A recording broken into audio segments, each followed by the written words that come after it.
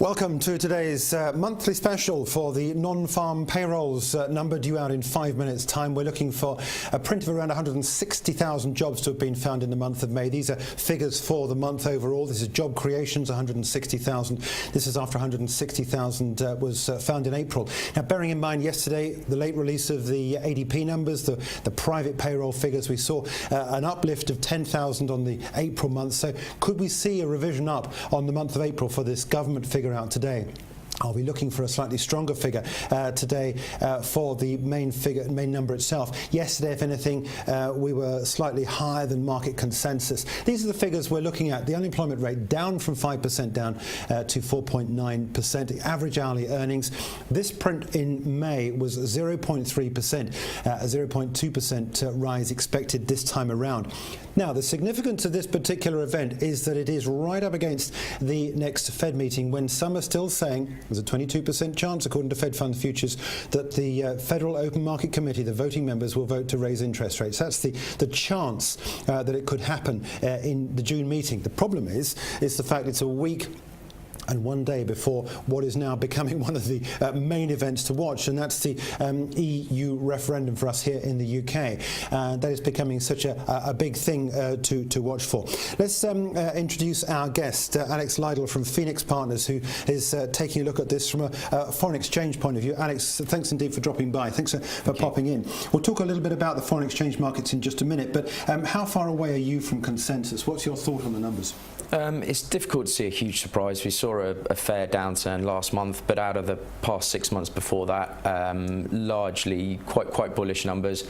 234 was the average for the 6 months before that, so probably wouldn't be expecting a huge deviation, but whether or not that was an anomaly last month, it's always tough to tell. Yeah, what are the markets going to be looking at? Are they going to be looking at the main number itself? The unemployment rate is expected to come down to 4.9%, or the average hourly earnings figure? Now, this I know is a big element for some in the Federal Open Market Committee, because it gives an indication potentially of inflation within the wage sector. Yeah, no, for sure, and people are starting to look at that a little bit more from a statistical point of view, as you say, linked to inflation. It is important, but assuming it is not below 0.2, I don't expect there to be any sort of major worries, if you like. But it is the number at the end of the day, the headline number. If we see maybe a more bullish print, 165 and above, it raises the question, is this likely to come onto Yellen's radar? Well, of course it is. She's talking on Monday, so equities markets and FX markets, we're watching that very closely. Yeah, what are you going to be looking at her from in terms of that speech? Because it is so close up against, well, a week and a couple of days away from the Fed meeting. Yeah, no, it is. Well, clues as much as anything. As I've alluded to before, any central banker is going to keep their cards close to their chest. So if they are explaining anything that is different, if they are upping the ante, so to speak, and changing rhetoric in a more bullish fashion, then the dollar is likely to be the winner there. Yeah, okay. Let's just take a look at the dollar. In terms of some of the dollar moves, what to you, what is the most critical cross or pair? At the moment, sterling dollar, it's hard to get away from it, really. Euro dollar hasn't moved a great deal away from 111, 112 area, as we saw on the chart just there. Sterling dollar, though, at the moment, whilst we talk about the Fed cycle and we're talking about the actual number today, it's difficult to get away from the Brexit. It's always going to influence things in the short term. We had a poll out earlier in the week that supported perhaps the out campaign in terms of a proportion vote. Sterling dollar dropped from 147 down to around a 144 region. A percent here or there seems to be the swing. It's a bit of a yo-yo, if we like. So for the short term, the next 3 weeks, it's hard to look outside the Brexit. Yeah, okay, I know we'll be talking a little bit more about that in about 5 or 6 minutes' time after the US number comes out, and we'll take a look at sterling against the the euro as well. Let's go back to the sterling euro. We're about 45 seconds away from the announcement. This is an interesting trend, actually. We're now just at the bottom of this trading range here. In euro dollar, yes, yeah. No, that is the case, but we've seen such low volatility, if you like. I mean, even yesterday when we had the ECB meeting with Draghi, although he made a few relative sweeping comments, we lost 50 pips, gained 50 pips. Yeah. It's hard to see huge deviation there. The focus really is in the sterling play, I think. Yeah, okay, all right. We're about 15 seconds away. Alex, thanks indeed for that. About 15 seconds away from the start of trade. The announcement this morning. What I'm going to do is I'm going to bring up euro dollar and take a look at this minute by minute. I think we can bring up the chart just to take a look at what's happening here. This is euro dollar as we wait these figures to come through. We're looking for 160,000 we're getting 38,000 jobs having been found. This is an unbelievably low number. Now look at that, the way that the markets have gone. This is the euro climbing against the US dollar. No real surprise there on a minute by minute chart. This is a fantastically weak number. As Alex was saying, something like 230,000 has been the average over the last 6 or 7 months or so.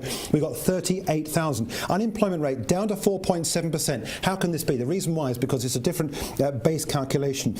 We've got the average hourly earnings 0.2%, absolutely on target. But this number is an absolute shocker. 38,000 jobs. I don't see a change either to the previous month's number of 160,000 on these jobs. While we continue to talk, I just want to bring up what's happening for the pound against the US dollar. This is a daily chart, so I'll take you through onto a second by second. We'll take minute by minute, so we can take a look at what's happening there. But I suspect exactly the same thing. Of course it is. Exactly. This is sterling climbing against the US dollar. So a lot of dollar weakness here, and this is going to be something that's dollar weakness is exactly what some of these certainly emerging markets want to don't want to see. We've got here a picture where clearly there is a very weak number here. How things work out in the next 2 or 3 months as to whether or not there's going to be upward revision to this. This is a startlingly weak number at 38,000 figure. The unemployment rate down from 5 down to 4.7%. Sorry, down from 5 down to 4.7%. We had been expecting a drop of this down to 4.9%, but average hourly earnings absolutely in line with expectations. A quick check on some of the other numbers that we're getting in here. We've got the underemployment rate staying at 9.7%, and the participation rate, this is the number of people within the available people within the work pool, that is from 62.8% down to 62.6%. Now, President Obama, this is a 30-year low. President Obama has desperately tried to want to keep this number going up, or wants a better number because he wants to see more people within the economy getting jobs. This is not the case, but as I said, this is the headline number today, is that very weak payroll figure. What we can do now, before we get back to our studio guest here, in fact, before we go to our trading floor, I just want to quickly take a look at a couple of other markets, just to very briefly take a look at what's happened with some of these other markets here. I want to show you gold. Let's look at I should look at gold very quickly. This is a minute by minute chart. You can see money going into gold at the moment, and let's take a look at what's been happening as well on some of these equity indices. If we can quickly bring up what's been happening with some of the early trades in the US markets, US 500, and we'll take a look at this. US 500 is now down 1/5%. This is a 1 hour chart on the S&P 500, giving an indication as to how the markets are taking this. That's the 1 hour chart for the S&P 500. So with all these numbers in mind, we'll get back to our studio guest in just a minute. I want to go now to our trading floor and pick up with Luke Moore, who joins us. Luke, this is quite a startlingly low number, but we've got our unemployment rate 4.7%, which is lower than had been expected, and we've got the average hourly earnings coming in line. What are you noticing in terms of client flows? Well, it's not surprising that we've seen the dollar is just completely selling off. I mean, the dollar basket's now down almost 70 or 80 points from where it was just before the figures, and we've seen loads of flows coming in and out. I mean, the client money has been coming in and out of dollar. We've been seeing it sweeping from the massive sells and then kind of taking some opportunistic buys as well. Not surprising really that we've seen money flowing into the yen. Obviously it's a safe haven, and people are starting to buy back, sell some more cable, some sterling as well. So we're seeing a real range at the moment, Jerry. Okay, what about the Fed funds futures? I mean, just before we went into this number, we were looking at something like a 22% chance of a rate rise in June. Interestingly, they actually haven't changed. So we were still looking at a 22% rate in June and a 54.8% percent of a rate hike in July. Obviously, that really weak number kind of is pushing it back onto an even more kind of saying, well, let's wait. Let's maybe look at a July. So it's probably moving June off the cards at this point. Yeah, okay. Just very briefly, let's move away from this and talk about what else clients should be watching for next week and so. Well, I mean, it's not, as you mentioned earlier, it's not a surprise that Brexit's going to be on everybody's lips. And our kind of referendum poll has been swinging around. We were at about 80% to 82% a couple of weeks ago, but then following the Guardian poll on Tuesday, that came back down to a low around 72. We've recovered slightly to around 75 as a mid price now, which is slightly better. And obviously it was, but you saw cable holding around kind of 144, 144.20. That's now unsurprisingly rocketed. We're now at 145.08, so that's really pulled back up. Okay, all right, Luke, thanks indeed there for that. Luke Moore, Premium Client Manager there at a trading floor here in London at IG. Luke was talking about the dollar basket. Let's just quickly take the dollar basket and take a look at what's been happening here, because this big drop here, this is the daily chart. We're now resting at this green line here, which is the 50-day moving average at 94.65. And when you get a big sort of move like that, and this is, as Luke was saying, money coming out of the dollar, and so the move there at the moment, really a dollar move. Not so much a move in the equity markets as we were witnessing. The move on the S&P 500, a small amount of weakness. This is an hourly chart for the FTSE 100. You can see they're taking us back to the levels at the close last night, and we had a relatively positive late session yesterday, but that's the move in the equity markets. So at the moment at least there is a negative swing in the equity markets, but the real news is what's happening here with the dollar. Let's get back to Alex Lydall from Foenix Partners here. We've had a chance for these markets to settle out. This dollar index move just sort of says it all, really, doesn't it? That people at the moment don't really want to hold too much dollar. Yeah, well, it is a shocking number. You can't get away from the fact it's in the region of comfortably over 100,000 below expectations. You do not see those kind of misses on a regular basis.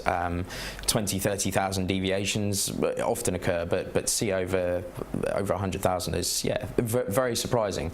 Goes to show perhaps last month wasn't the anomaly that we thought, but the timing is incredibly interesting. As we alluded to earlier, the chance now of a June hike, whilst it could still be in the low 20s, officially is in the low 20s, it's hard to see with that data, and then also the meeting being only a week after a potential Brexit, all the political and economic uncertainty that creates on a global scale, not just for the UK and the EU. It's tough to probably see the hike actually occurring then.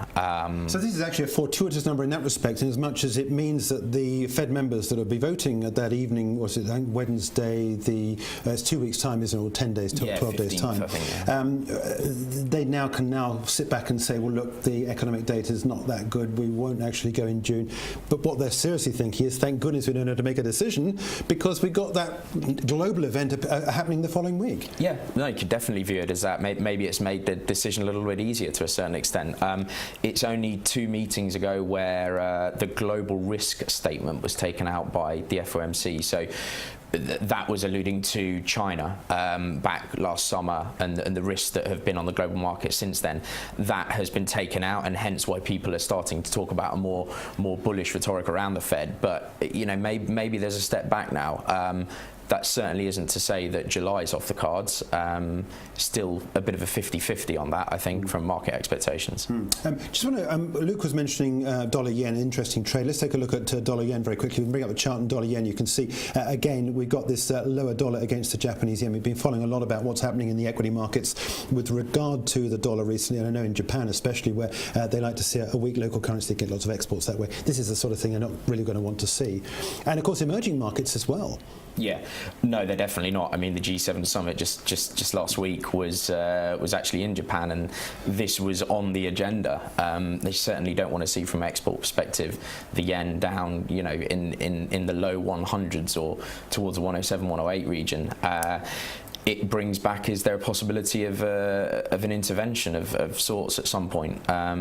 Historically, the Bank of Japan is pretty active when things go against them, so I'm sure speculation will increase on that side. Yeah, I did promise we'd just take a quick look at sterling with regard the euro, because I think, this is an interesting trade. This is an hourly trade here. You can see the move here has been for week. Oh, sorry, that's sterling against the dollar. The sterling against euro, I should say. I beg your pardon. If we can bring up that is actually sterling euro. I've got that too. Let's just take that off there. This is sterling euro, and we're currently traded at 128.8. So money coming out of sterling against the euro. Yeah, and this is probably a tough one from a macro perspective, because whilst the UK data has been softening and we have the uncertainty, if you like, of the EU referendum, that does affect the euro as well. It is there's two sides to the argument, and yesterday Draghi pointed out very clearly there are still big downside risks. Deflationary territory is still there at -0.2, and unemployment still very split up between different member states. So there are woes on both sides, if you like. So sterling euro in the high 120s or in and around 130 is probably where people would see fair value, if you could term it, at the moment. Yeah, okay. So your takeaway from these numbers, I mean, as a foreign exchange man, what's your takeaway in terms of the trade you're going to want to concentrate on? So sterling dollar in particular, I think we're up probably now around the 145 mark, I'd expect. Having flickered between 144 and 147 for the last couple of days, it has to all ride on the Brexit. The upside is, whilst it's hard to quantify, the upside is, if we stay in, the upside is probably limited to a couple of percent perhaps. Whether or not that trends afterwards would be a market reaction. The big risk is on the downside, and well, as we saw last night, Cameron under a lot of pressure from his TV interviews. We have Gove tonight, so it'll be very interesting if any other polls come out, but it's hard to look at technicals when the fundamentals here are so important. Okay, Alex, thanks so much indeed there for joining us. Alex Lydall there from Foenix Partners. Let me just quickly run through these numbers again. A startlingly low number for the unemployment figures themselves. 38,000 jobs having been found in the month of May. We have been looking at 160,000. Unemployment rate going down from 5 to 4.7%. And we have seen average hourly earnings come in pretty much in line with expectations, 0.2%. So those are the figures, and we've seen the market reaction, money coming out of the dollar. At the moment, at least, we've got a small bit of weakness on the equity markets. I think we've got an equity market rundown very quickly. You can take a look at as to how things are looking in the US at the moment. There we have it. Early call on the US markets. So we're down across the board there by, as you can see, around a quarter to a third of 1%. And let's take a look at what's happening in Europe as well, with the pullback in the markets. But we've got so much positive had originally in the bag. We've still got London up, but the German 30, France 40 cash on the way down. That's it, and we thank our guest again, Alex Lydall from Foenix Partners, and also, of course, Luke Moore, PCM, Premium Client Manager here at IG.